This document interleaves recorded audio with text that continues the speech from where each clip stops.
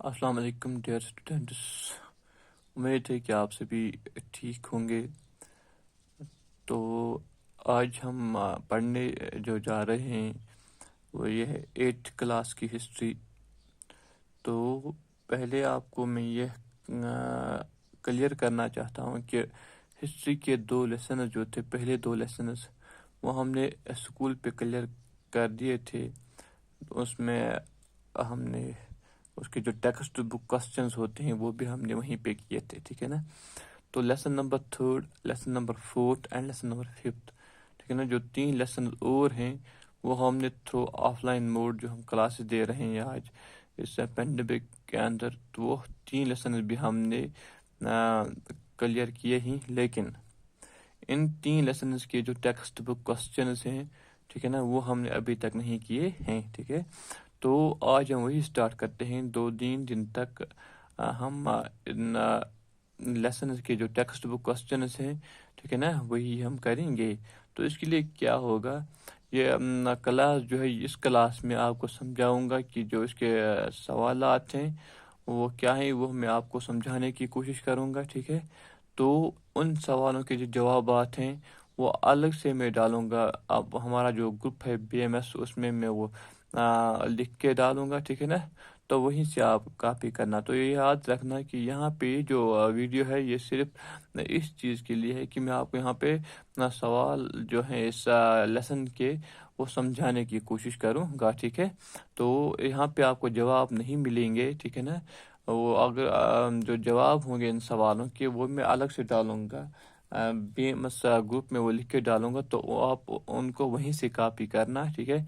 याद रखना यहाँ पे आपको सिर्फ मैं क्या समझाने की कोशिश करूँगा, क्योंकि अगर मैं यहाँ पे लिखाऊंगा तो ये वीडियो जो है वो ज़्यादा लेंथी हो जाएगा, फिर वो अपलोड करने में प्रॉब्लम होती है, ठीक है।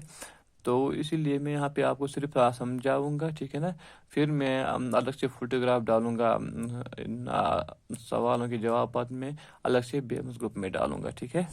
चलो स्टार्ट करते हैं कि इसमें क्वेश्चन जो हैं वो क्या हैं। लेसन तो पहले ही हमने क्लियर किया है, ठीक है ना। तो यहाँ पे हम सीधे टेक्स्ट बुक क्वेश्चन देखेंगे। इसके पेज नंबर है 37, ठीक है ना। देखो आप पहले क्या है, मैच द फॉलोइंग। नीचे आपको है दिखाना है कि एक दूसरे के साथ मिलाना है कि कौन किसके साथ मिल जाता है या किसका क्या मानना है, ठीक है ना। राइट राइट हम किसको कहते हैं, पेजेंट को कहते हैं, किसान को कहते हैं, ठीक है ना। तो राइट जो है ये किसके साथ मिलेगा, पेजेंट के साथ। महल जैसे नाम ही सजेस्ट करता है, विलेज को हम महल कहते हैं, तो महल के साथ क्या आएगा, विलेज। निज क्या है, ये है एक सिस्टम जिसमें कल्टीवेशन होती है। जो प्लांटर्स होते थे उनकी अपनी ज़मीन होती थी, या वो ज़मीन खरीदते थे या किसी से रेंट पे लेते थे, तो उस पे जो कल्टीवेशन होती थी उसको निजी सिस्टम कहा जाता था, ठीक है ना। सो निजी के साथ आएगा cultivation on planters own land. जो प्लांटर्स होते थे, ठीक है ना, वो उनकी अपनी ज़मीन होती थी, या वो खरीदते थे वो ज़मीन या वो किसी से रेंट पे लेते थे। तो दैट मीन निज के साथ क्या आएगा, cultivation on planters own land, ठीक है। फिर क्या है, रायुटी। रायुटी क्या है, कल्टीवेशन जो हम करते हैं, राइट मतलब पेजेंट की जो लैंड होती है उस पर जो कल्टीवेशन की जाती है, दैट इज रायुटी, ठीक है ना। तो ये हो गई, ये हमने इनको मैच कराया यहाँ पे, ठीक है ना। इनको भी मैं वहाँ पे अलग से डालूंगा लिख के। तो आप देखें आगे क्या है, आगे फिल इन द ब्लैंक्स है, खाली जगहों को आपने पूरा करना है।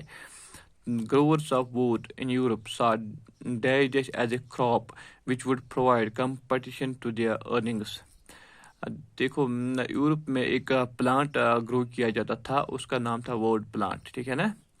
तो यूरोप के जो कल्टीवेटर्स थे उनको लगा कि एक क्रॉप जो इंडिया में क्या किया जाता था, ग्रो किया जाता था, जिससे कि हमें ना खतरा है, जो हमें बहुत ज़्यादा टफ कंपटीशन दे रहा है यहाँ पे, ठीक है ना। तो यूरोप का जो ये वुड प्लांट था ये किस चीज़ के लिए प्रोड्यूस किया जाता था, जिससे ब्लू कलर डाई निकाला जाता था, लेकिन उसका जो कलर होता था वो इतना अच्छा नहीं होता था। इसके बरकत जो इंडिया का प्लांट था इंडिगो, उससे जो कलर निकलता वो बहुत ही बढ़िया कलर होता था, जिसकी वजह से उसकी डिमांड बहुत ज़्यादा थी यूरोप में, ठीक है ना। तो जो ग्रोवर्स ऑफ वुड थे इन यूरोप, उनको किस प्लांट से अब खतरा लग रहा था, दैट वाज इंडिगो, ठीक है ना। तो खाली जगह में आएगा Indigo. The demand for indigo increased in late 18th century in Britain because of کس چیز کی وجہ سے انڈیگو کی ڈیمانڈ انکریز ہو گئی 18 سینچری جو 18 صدی تھی اس کے آخری حصے میں ڈیمانڈ انڈیگو کی بڑھ گئی برٹن میں بیکاز آف انڈسٹریل ریولوشن صنعتی انقلاب کی وجہ سے کیونکہ وہاں پہ فیکٹریز بنی تھی نا تو اب مشینوں سے کام کیا جا رہا تھا اس چیز کی وجہ سے جو یہ تھا انڈیگو پلانٹ اس کی ڈیمانڈ بڑھ گئی. پھر کیا ہے تیسرا تو دوسرے میں آئے گا کیا industrial revolution. Third one, the international demand for indigo was affected by the discovery of day dish. پھر آہستہ آہستہ سے پورے اگر ہم بین الاقوامی لیول پر دنیائی لیول پر دیکھیں گے انڈیگو کی ڈیمانڈ کیا ہو گئی, اس کی مانگ جو تھی اس پہ اثر پڑ گیا, اس کی اتنی ڈیمانڈ نہیں رہی. کس چیز کی وجہ سے ہوا یہ, کیونکہ دنیا میں اب کیا ہو گیا جو سنتھیٹک ڈائز تھی یا مین میڈ ڈائز اب بنانے لگی, ٹھیک ہے نا, تو جس کی وجہ سے اس کی ڈیمانڈ کم ہو گئی. تو by the discovery of synthetic dyes یا مین میڈ ڈائز جو مارکیٹ میں آ گئی, اس چیز سے اس کی ڈیمانڈ کم ہو گئی. The Champaran movement was against the dish.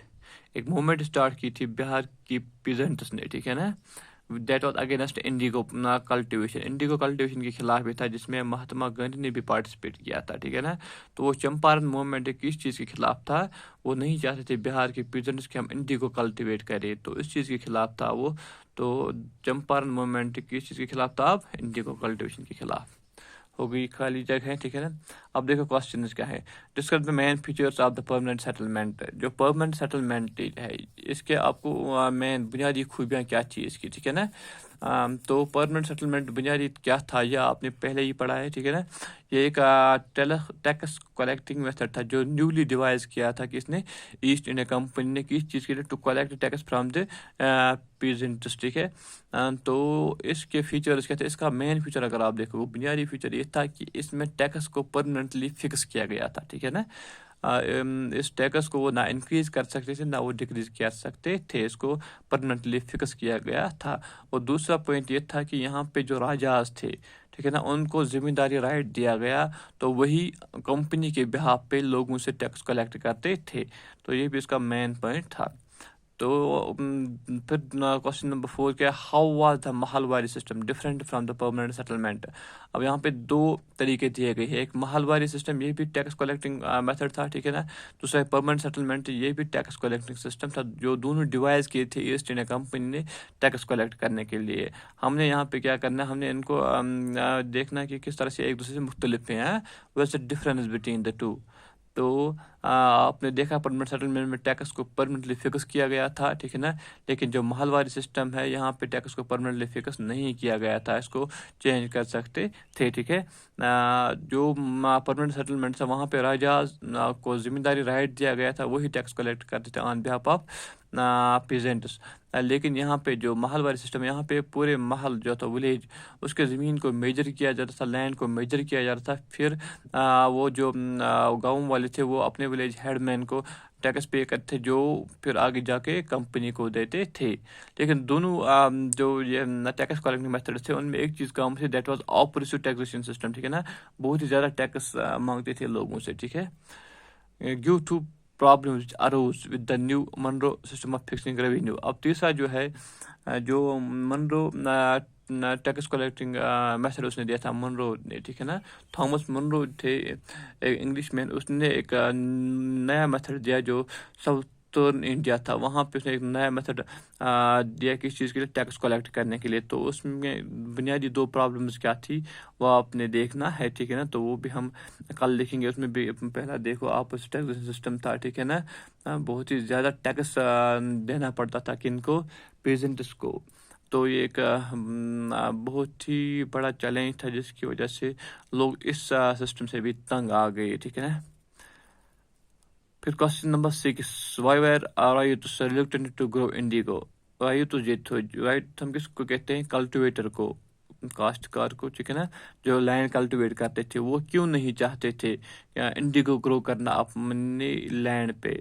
تو سیدھی سی بات ہے, جو انڈیگو کلٹیویشن تھا اس سے یہاں کے جو کلٹیویٹرز تھے ان کو فائدہ نہیں پہنچتا تھا. جو بھی فائدہ پہنچتا تھا وہ کن کو پہنچتا تھا, پلانٹرز کو, ٹھیک ہے نا.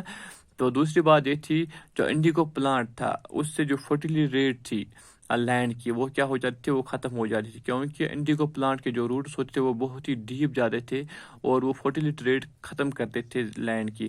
ایک بار جس نے اپنے لینڈ میں انڈیگو گرو جو بھی ایک بار انڈیگو گرو کرتا تھا اپنے لینڈ میں، تو اس کے بعد وہ باقی جو فصلیں ہیں رائس یا ویٹ وہ کلٹیویٹ نہیں کر پاتا تھا وہاں پہ، کیونکہ اس میں اتنی فرٹیلیٹی نہیں رہتی تھی۔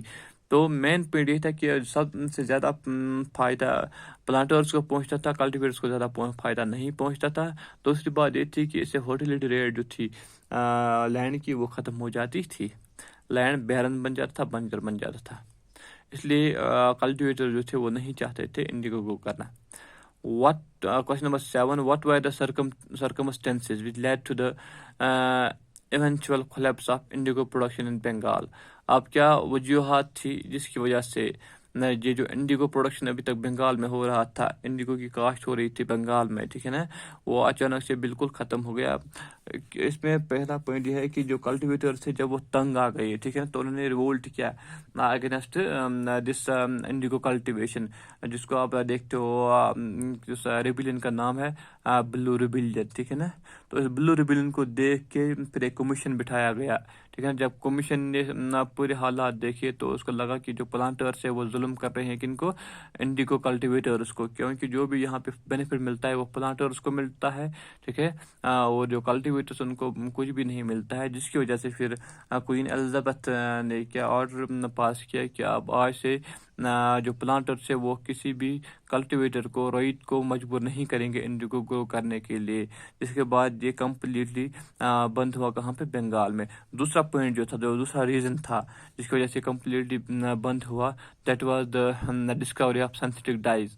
جو مارکیٹ میں مین میں ڈائز اب آ گئی، ٹھیک ہے نا، وہ بھی اب اچھی خاصی ڈائز تھی، ٹھیک ہے نا، اب زیادہ ضرورت نہیں پڑ رہی تھی انڈیگو کی، اور انڈیگو کی ڈیمانڈ دن بہ دن کم ہوتی جا رہی تھی۔